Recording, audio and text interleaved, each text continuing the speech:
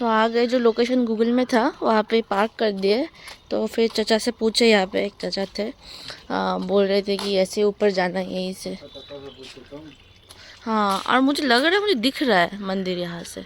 हाँ, यहाँ से दिख रहा है। हाँ, तभी वो बोल रहे थे कि उधर से जाओ। कोई ना, चलो चलते हैं। ऐसे आना है यहाँ से। गूगल मैप यहाँ तक लेके आएगा। हाँ, गूगल मैप यहाँ तक लेके आएगा।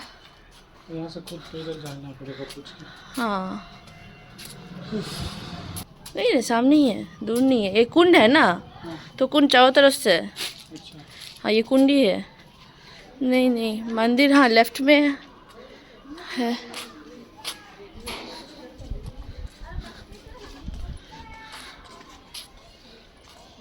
तो ये है दधीची कुंड।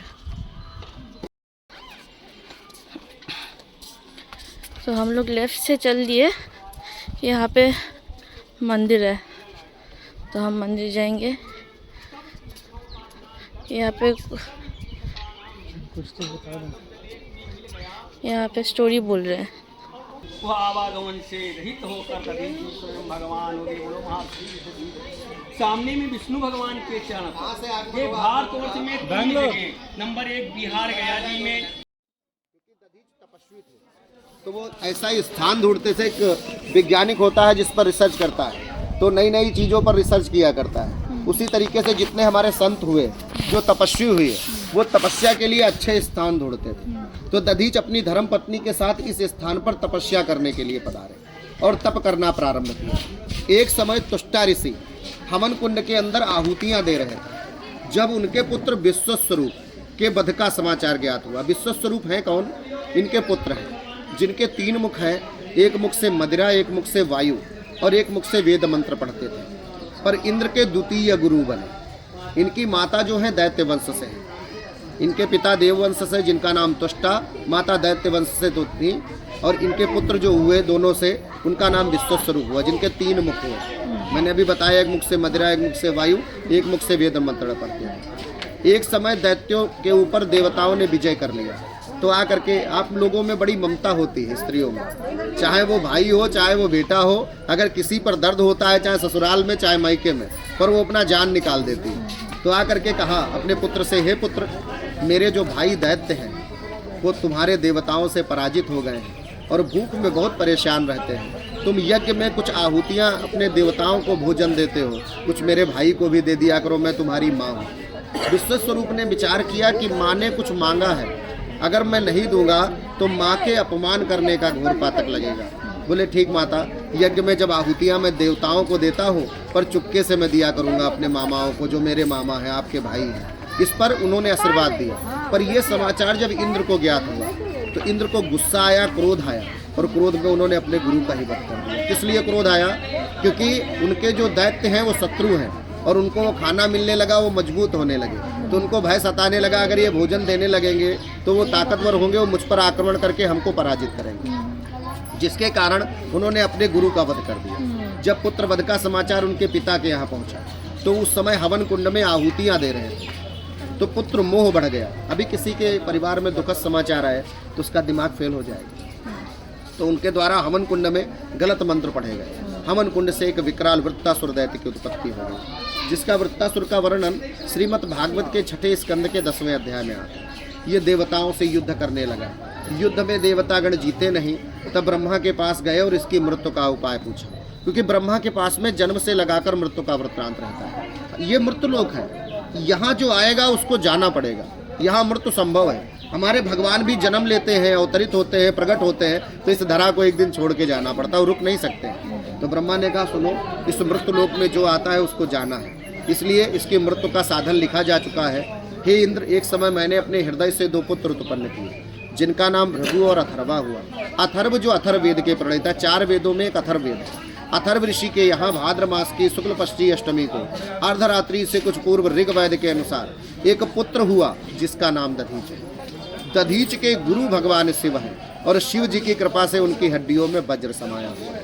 आज की अगर दृष्टि में कह लिया जाए विज्ञान को देखते हुए, तो उन्होंने इतनी तपस्या की और वो विज्ञान को अपने अंदर उत्पन्न किया कि इनकी हड्डी वज्र की हो गई थी, पर वो वरदान शिव का था। जिसके कारण समस्त देवता यहाँ आए और इनके शरीर का दान मांगा।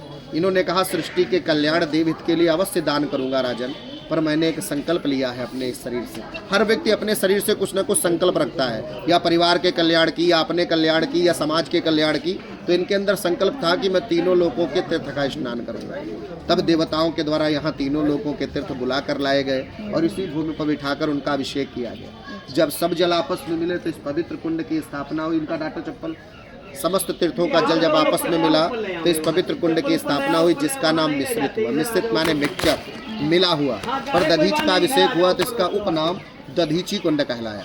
ऋग्वैदिक पुराण में लिखा है, श्री मिश्रितम सकल तीर्थम अहम नमामि शारदत्त कोटि सहितम मघनासनम चह कायेन वं धनसतो समया विभुआ पापानि तानि समयम सहनम प्रसादात्। अगर इस काया से जाने अनजाने कोई पाप हो और इस जल को उठाकर अपने ऊपर छिड़क लिया जाए तो इस काया से हुए सारे पाप नष्ट हो जाते। उसके बाद दधीच ने अपने शरीर को गऊ से चटाया। जीवित इसलिए चटाया, इस पंच तत्व के शरीर से जब प्राण निकलता है तो ये लकड़ी के जैसा आकर जाता है। फिर ये अगर एक बार प्राण निकला तो ऐसे हो गया, फिर इसको ऐसे नहीं कर सकता। इसके अंदर जो शक्ति होती है वो खुद नष्ट हो जाती है। तो दधीच को पता था अगर मैंने प्राण छोड़ दिए तो ये वज्र मेरी हड्डियों में, बोन्स में है, वो नष्ट हो जाएगा। जिसके कारण उन्होंने जीवित ही पूरे शरीर को गऊ से चटा दिया। क्योंकि जीवित चटाने का तात्पर्य ये हुआ कि प्राण निकलेगा नहीं तो जो बोन्स में वो वज्र की शक्ति भरी हुई है वो नष्ट नहीं होगी। अच्छा। अगर प्राण चला जाता है इस शरीर से तो वो बोन्स में जो वज्र था वो नष्ट हो जाता है। अभी इससे प्राण निकल जाए तो अंदर की मशीनरी सब नष्ट हो जाएगी, हड्डियों के अंदर फास्फोरस भी नष्ट हो जाएगा। उसी तरीके से वो वज्र नष्ट हो जाता है। इसीलिए उन्होंने पूरे शरीर की त्वचा मज्जा को गऊ से चटा दिया। आज हम आपको ब्लेड लग जाता है तो पट्टी करते हैं, पेन किलर खाते हैं, उन्होंने जीवित ही शरीर को दान दे दिया चटवा करके। आज त्याग की भावना समाप्त हो गई। अगर कोई व्यक्ति परेशान हो और अपना भोजन निकाल करके उसको देना पड़े तो लोग अपने पेट को पहले सोचते हैं, दूसरे को बाद में। पर दधीच ने इतना पीड़ा सहा और इस हम लोगों के कल्याण के लिए और देवताओं के हित के लिए पूरे शरीर को गऊ से चटाया। हड्डियाँ निकली। उन बोन्स को फिर लेकर के विश्वकर्मा ने वज्र निर्माण किए, जिनमें 3 धनुष हुआ, 1 वज्र हुआ। वज्र का नाम है एकांगी वज्र। पहला गांडीव हुआ, अग्नि देवता ने लिया और अर्जुन ने उनसे लेकर के महाभारत पर विजय की। अधर्म के ऊपर धर्म की विजय कराने वाला गांडीव दधीच की हड्डियों का था। पिनाक शंकर जी ने लिया। त्रेता युग में सीता के स्वयंवर में जनकपुर में तोड़ा गया, वो भी दधीच की हड्डियों का था, जिसे महारथी तिलबर नहीं हिला पाए और नारायण को लक्ष्मी से मिला रहा था। नारायण कौन? राम, और लक्ष्मी कौन? सीता। दोनों को मिला दिया। तीसरा सारंग हुआ, विष्णु भगवान ने लिया, जिसे लेकर के राम अवतार में रावण का वध किया गया। वरना रावण आज भी जिंदा रहता, क्योंकि लोहा लोहे से कटता है। रावण ब्राह्मण था, इसलिए ब्राह्मण की हड्डियों से सारंग बनाया गया और उस हड्डी से उसका वध किया गया। वरना ठाकुर जी ब्राह्मण को नहीं मार सकते। कहते हैं विप्रबंध न हंतव्य आतताई वधम तो। ब्राह्मण कितना भी निंदनीय कार्य करे पर मृत्यु दंड को नहीं दिया जा सकता, ठाकुर जी खुद कहते हैं। इसलिए लोहे लोहे से काटा जाता है। ब्राह्मण की अस्थियों से सारंग, और सारंग को लेकर के रावण को मारा भगवान राम ने।